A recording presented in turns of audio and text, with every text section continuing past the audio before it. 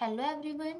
Today we are going to discuss recently happened Ethiopian volcano eruption. वैसे तो ये eruption Africa में हुआ है, लेकिन ये इंडिया के लिए इसलिए इम्पोर्टेंट है क्योंकि इसने हमारे इंडियन एटमॉस्फेयर को भी कहीं ना कहीं इफेक्ट किया है, जिसकी वजह से हमें बहुत सारी फ्लाइट्स कैंसिल करनी पड़ गई थी। तो ये जो हेली गुब्बी वोल्केनो है, ये 12,000 ईयर्स से डॉर्मेंट स्टेज में पड़ा हुआ था। डॉर्मेंट स्टेज मतलब इसमें इरप्शंस नहीं हुए थे 12,000 सालों तक। अब जाके हुए हैं इरप्शन, जिसकी वजह से ये फिर से एक्टिव हो गया है। और इस कदर एक्टिव हुआ है कि 9 माइल्स हाई तक इसकी एशेस गई हैं, जिसकी वजह से जो आसपास की कम्युनिटीज़ हैं उन्हें कहीं ना कहीं अफेक्ट पड़ा है।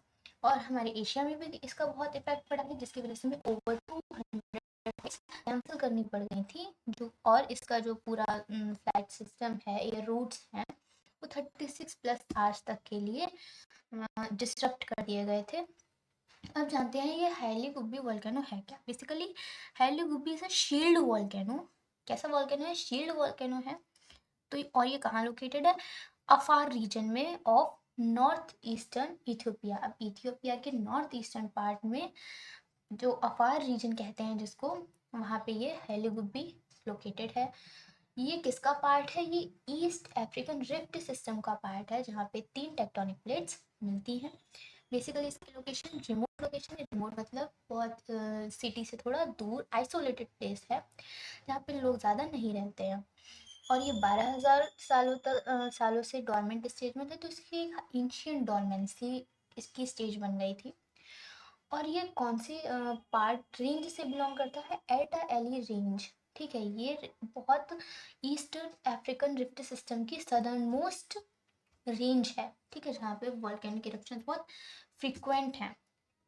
ये वाला जो वॉल्केनिक इरप्शन है, ये कब हुआ था? ये हुआ है 23 नवंबर 2025। उस टाइम क्या हो रहा था? 8:30 AM हो रहा था वहाँ के लोकल टाइम के अकॉर्डिंग। ठीक है, अब बात करते हैं इरप्शंस, मतलब इम्पोर्टेंट जो नंबर्स हैं इसके।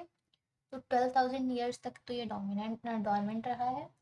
9 माइल्स तक हाई इसकी एशेज गई हैं, और जो एशेज ट्रैवल करी हैं वो कितना 2300 माइल्स ट्रैवल करी है। और कितनी फ्लाइट्स कैंसिल हुई हैं? इससे कैंसिल हुई हैं। अच्छा, अब देखो, जैसा कि मैंने बताया था कि एक आइसोलेटेड प्लेस है, रिमोट लोकेशन है, तो यहाँ पे जो इंस्ट्रूमेंटेशन है वो नहीं हो पाया, प्रॉपर इंस्ट्रूमेंटेशन नहीं हो पाता है, जिसकी वजह से इसका जो इरप्शन हुआ है, इसकी जो नॉलेज मिली है, जितना भी डेटा मिला है, ये किससे मिला है? सैटेलाइट से मिला है। तो बेसिकली अगर सैटेलाइट का नाम आपको याद रखना है तो आप रख सकते हैं कोपरनिकस सेंटिनल-5P सैटेलाइट। ठीक है, अब जानते हैं कि जो ऑफ डेरा डिस्ट्रिक्ट है वहाँ का, जो कि लोकल इथियोपिया का डिस्ट्रिक्ट है, उस पर क्या इफेक्ट पड़ा है। तो वहाँ जो विलेजेस हैं उसमें 85% रेजिडेंट्स, मतलब 85% जो घर हैं वो कफिंग से परेशान है, रेस्पिरेटरी डिसीजेज से परेशान है, जो कि जिसका किसका इफेक्ट है? जो वॉल्केनो से एशेज निकली हैं, इसका इफेक्ट है। इसकी वजह से ब्रोंकाइटिस हो रही है लोगों को, और आई इरिटेशन भी हो रही है। अच्छा, ये तो इंसानों पे हो गया इफेक्ट। अब जानते हैं लाइव स्टॉक, कैटल और गोट्स पे क्या इफेक्ट हो रहा है। इनको भी सेम ही प्रॉब्लम हो रही है। इनको जो पास्चर लैंड्स हैं वहाँ ग्रेजिंग करने को नहीं मिल पा रही है, वो अनयूजेबल हो गए हैं, क्योंकि उस पर ऐश जमा हो गई है, ऐश जमा हो गई है उस पर। ठीक है, अब इमरजेंसी रिस्पॉन्स के लिए क्या किया गया है? वहाँ पे 3 मेडिकल टीम्स डिप्लॉय कर दी गई हैं विद 18%। हाँ, 18 लोग हैं जो काम कर रहे हैं अभी।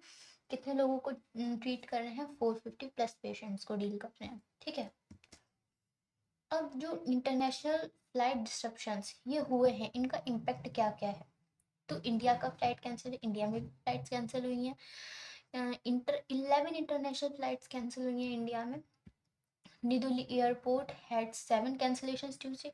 न्यू दिल्ली के एयरपोर्ट में 7 कैंसिलेशंस हुए हैं। रीजनल एविएशन इम्पैक्ट, अच्छा, जो फ्लाइट्स जा रही थी जेदा, कुवैत और अबू धाबी, वो भी सस्पेंड कर दी गई हैं। ठीक है, aircraft inspection required for air damage prevention. ठीक है, और रूट चेंजेस रिक्वायर्ड। अब मतलब जिस रूट से फ्लाइट्स जाती थी उस रूट पे तो जाना थोड़ा मुश्किल है, क्योंकि थोड़ा पॉल्यूशन वगैरह है और एशेस का भी इफेक्ट है, जिसकी वजह से हमें रूट चेंज करना पड़ रहा है।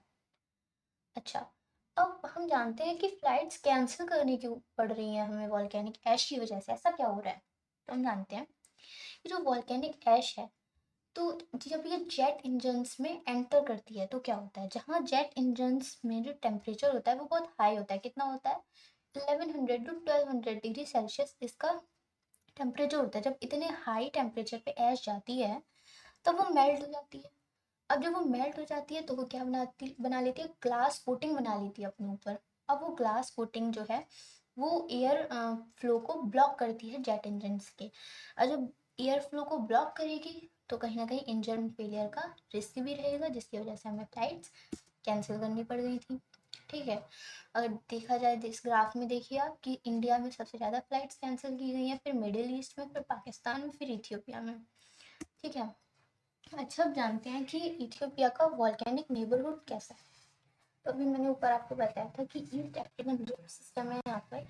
अब ईस्ट अफ्रीकन रिफ्ट सिस्टम में क्या है, दो जो अफ्रीकन प्लेट है वो स्प्लिट हो रही है। जब स्प्लिट हो रही है तो जहाँ से वो स्प्लिट हो रही है वहाँ पर जियोलॉजिकली एक्टिव जोन बन जाती है, मतलब वहाँ पे वॉल्केनिक एक्टिविटीज बहुत नॉर्मल हो जाती हैं। ठीक है, फिर जानते हैं अफार ट्रिपल जंक्शन। अब नाम ही है ट्रिपल जंक्शन, तो मतलब यहाँ पे 3 टेक्टोनिक प्लेट्स मिल रही हैं।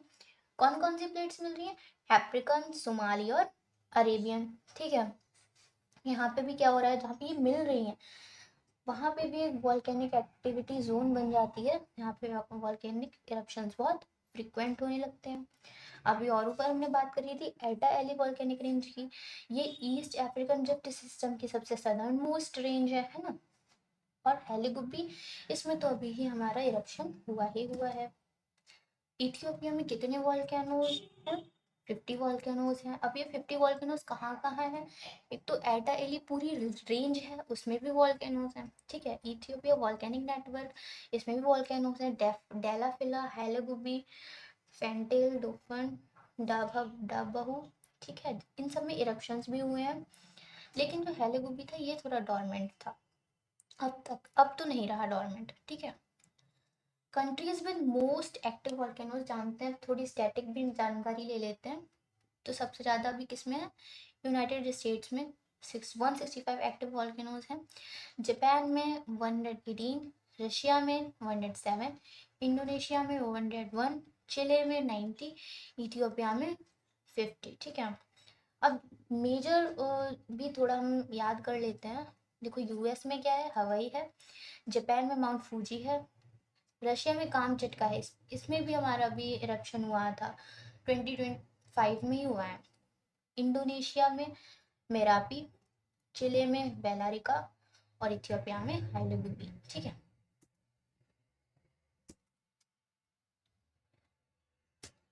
अब बात करते हैं कौन कौन सी 3 प्लेट्स अफार में मिलती हैं।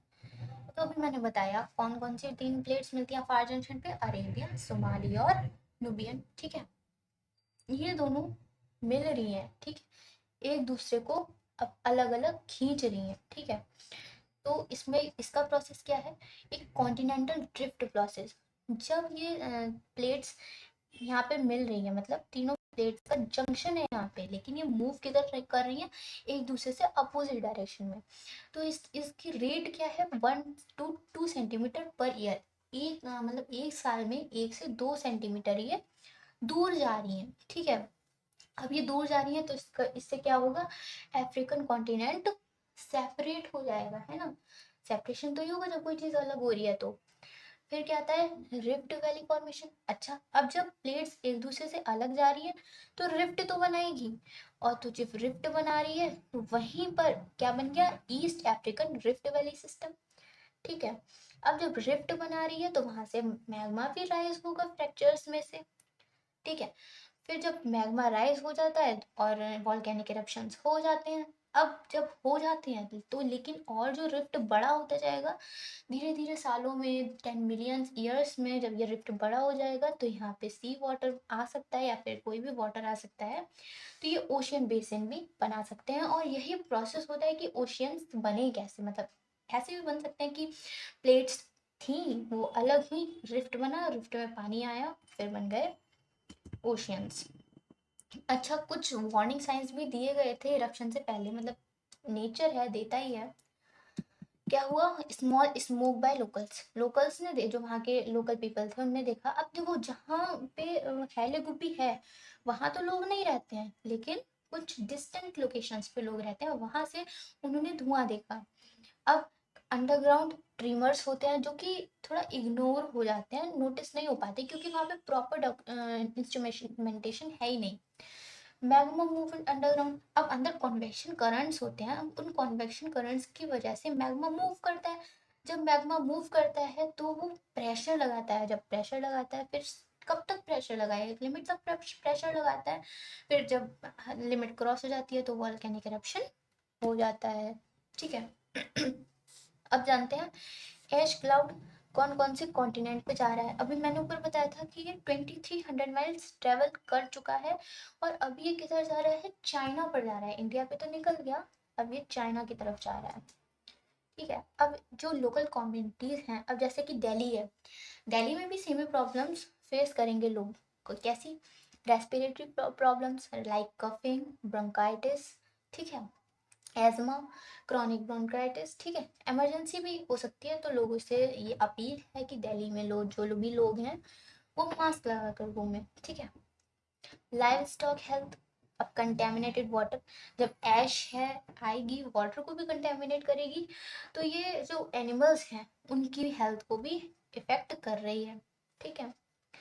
एग्रीकल्चर, ऐश क्रॉप्स पे भी गिर सकती है, क्रॉप्स भी डैमेज कर रही है, और जो बिल्डिंग्स हैं, रोड्स हैं, कहीं ना कहीं उन्हें भी इफेक्ट कर रही है। ठीक है। तो ये 4 मेजर पॉइंट्स हैं, respiratory problems, live stock health, agricultural damage, infrastructure issues. ठीक है। इन्वायरमेंटल एंड इकोनॉमिक कॉन्सिक्वेंसेस भी हैं। एनवायरमेंटल तो हमने देख ही लिया कि जो क्रॉप्स हैं, ट्रीज है, प्लांटेशन है, उस पर वॉल्केनिक ऐश आके उनके जो प्रोसेसेस हैं उन्हें हैम्पर कर सकती है। ठीक है। और फिर इकोनॉमिक इम्पैक्ट क्या हुआ कि इसकी वजह से हमें एयरलाइंस जो थी वो कैंसिल करनी पड़ी, फ्लाइट्स कैंसिल करनी पड़ी, एयर रूट्स चेंज करने पड़े, जिसकी वजह से हमें इकोनॉमिक लॉस हुआ है। ठीक है। इन्वायरमेंटल लॉस तो हो ही रहा है, साथ में इकोनॉमिक लॉस भी हो रहा है।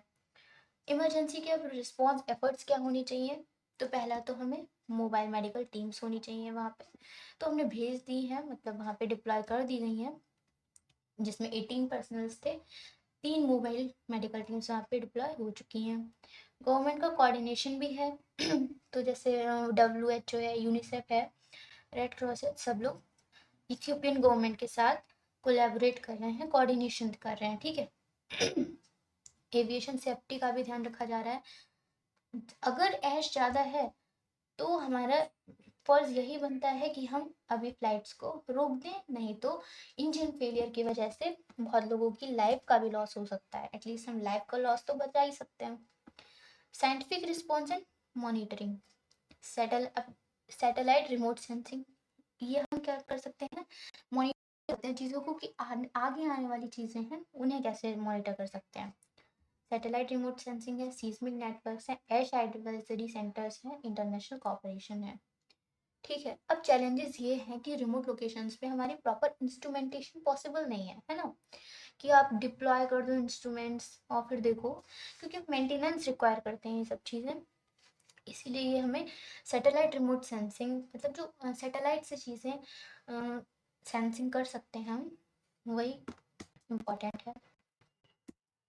क्लाइमेट वेदर इफेक्ट्स, क्लाइमेट और वेदर इफेक्ट्स क्या होता है कि एश पार्टिकल्स रिफ्लेक्ट सनलाइट। ठीक है, कहीं ना कहीं ये सनलाइट को भी रिफ्लेक्ट करते हैं, जिसकी वजह से स्कैटरिंग हो रही है, तो सनलाइट जो है वो अर्थ के सरफेस पे बहुत कम पहुंच पा रही है। ठीक है। लोकल टेम्परेचर चेंजेस, अब ऐश आई है, किससे आई है, वॉल्केनिक इरप्शन से आई है, गर्मी से आई है, तो ये कहीं ना कहीं कूलिंग इफेक्ट कर रही है। ठीक है। कूलिंग इफेक्ट कैसे कर रही है कि green house gases trapping heat in other areas. ठीक है, ये सोलर रेडिएशन को रिड्यूस कर रही है, जब रिड्यूस कर रही है तो ग्रीन हाउस गैसेस हीट को ट्रैप नहीं कर पा रही है। ठीक है। तो मतलब ये नेगेटिव इफेक्ट ही डाल रही है। एयर क्वालिटी डिटेरियोरेशन, अब ऐश जब एयर में मिल रही है तो रेस्पिरेटरी डिसीजेस हो रही है, तो मतलब एयर क्वालिटी ये खराब कर रही है। वेदर पैटर्न डिसरप्शन, वेदर का जो पैटर्न है वो भी खराब कर रही है, मतलब जैसा वेदर होना चाहिए था वैसा नहीं हो पा रहा है इस ऐश की वजह से। Gradual atmospheric clearing, over the time particles settle और are washed out by precipitation allowed the atmosphere to return to pre disturbance condition. अब मतलब ये सही कैसे होगा, जब अपने आप ही होगा, जब बारिश होगी तो ये ऐश के पार्टिकल्स नीचे बैठेंगे और कंडीशंस नॉर्मल हो जाएंगी। अब हम लेसन सीखते हैं, बेटर मॉनिटरिंग सिस्टम। हमारा मॉनिटरिंग सिस्टम कैसा होना चाहिए, बहुत अच्छा होना चाहिए कि हम इरप्शंस को पहले से हम जान लें कि हाँ यहाँ पे इरप्शन हो सकता है, ठीक है। तो बेटर मॉनिटरिंग सिस्टम में क्या हो सकता है, improved satellite technology help track eruption in real time, early warning system can reduce aviation health risk, international cooperation enables faster response to volcanic emergencies. अब कम्युनिटी प्रिपेयरनेस प्रोग्राम्स, हम ये programme चला सकते हैं कि ऐसे समय में हमें क्या करना चाहिए, कौन सी एजुकेशन देनी चाहिए, हमारा क्या फ़र्ज़ होना चाहिए इस टाइम पर। Local residents needs education about volcanic warning science, emergency supply kits should include mask for ash protection, clear evacuation plans must be established for remote areas. ठीक है,